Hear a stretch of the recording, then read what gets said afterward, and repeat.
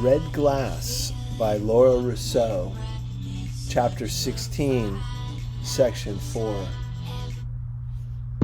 You're all alone?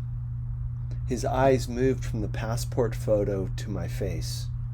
Well, someone's meeting me just on the other side, I lied. You are very brave, you know, the younger one said.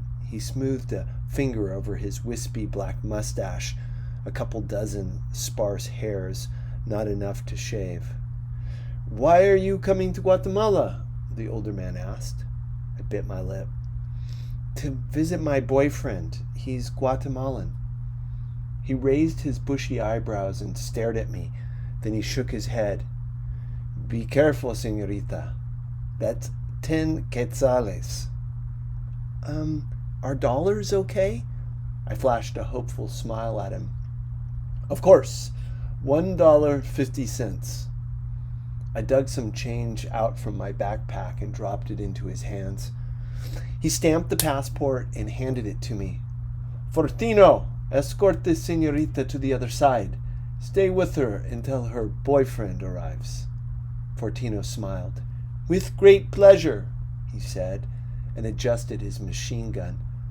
He didn't look old enough to be out of high school, much less wielding weapons. He made a movement to carry my backpack, but I snatched it up first.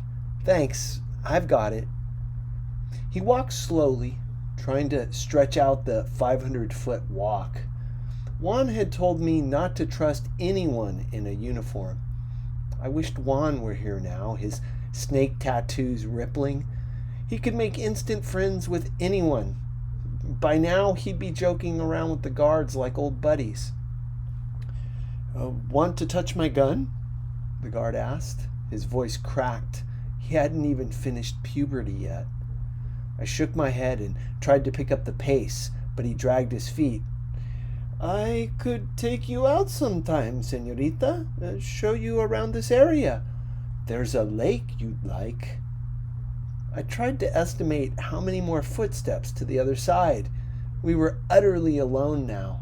The building back in the distance and the parking lot on the other side deserted. That was when I noticed someone standing beneath the street lamp on the other side. Rodrigo. Oh, I see. That's my boyfriend now. Thanks. I jogged to the other side, my bag bouncing against my thigh. Rodrigo looked nervous. You all right? He asked. I nodded, breathing hard. I held Nola's necklace in my hand, rubbing the leather between my fingers. And then out of the blue, a voice inside me spoke. An old lady's voice, maybe what Nola's would sound like if she could speak Spanish. Sophie La Fuerte, the voice said. Sophie the Strong. I turned to Rodrigo. Listen, can you just tell me where I can find a taxi or a bus, please? Your boyfriend's not picking you up? No, he's in the hospital. But there won't be any buses or taxis until tomorrow. The transportation companies don't let their drivers work here at night. Too many robberies on the road. The thieves make roadblocks, so you have to stop, and then they take your car and sometimes kill you. Oddly enough, I didn't feel like crying. Things couldn't get any worse. There was a certain relief in this. That was when a group of 5 guys came out of the shadows and swaggered toward us.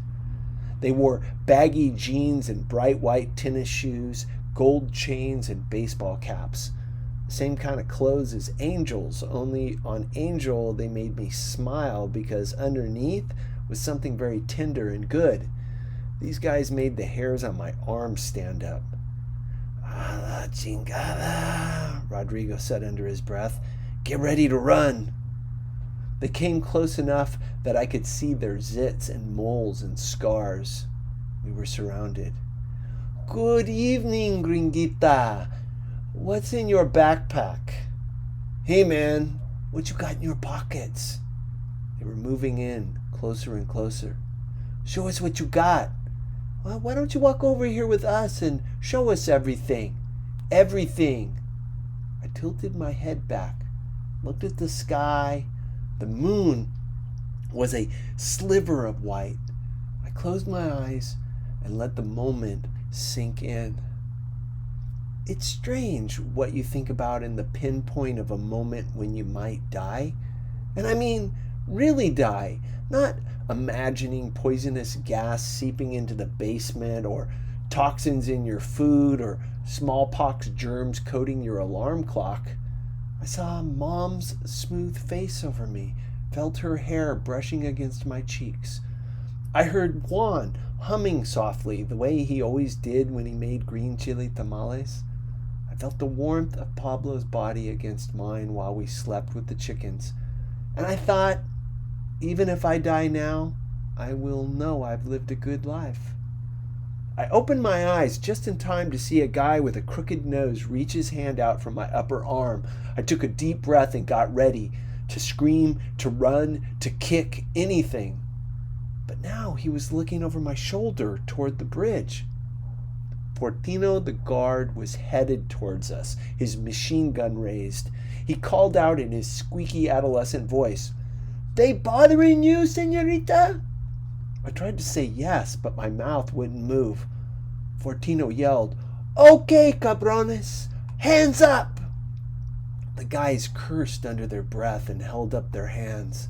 It's cool, man. Just trying to help the señorita. It's cool. I'm going to count to 10. If you cabrones aren't gone by then, I'll blow your heads off. The guys backed up slowly toward the tree shadows at the edge of the parking lot. I waved to Fortino. Thanks. No problem, señorita. And don't forget about the lake offer. Okay, I called out as he walked away. Just then, a 70s sedan with tinted windows zoomed into the parking lot and screeched to a stop, rubber burning, smoke pouring from the tailpipe, hip-hop salsa beats vibrating the car. Rodrigo grabbed my arm. "Get in," he said, pulling me toward the car. I strained to see inside the windows, but they were too dark. Rodrigo opened the back door. "Get in the car," he said. I hesitated. "But..." He motioned to the edge of the parking lot where the figures of the 5 guys still hovered, watching us, waiting. "Sophie!" He wasn't messing around with the señorita crap anymore. "Get in!"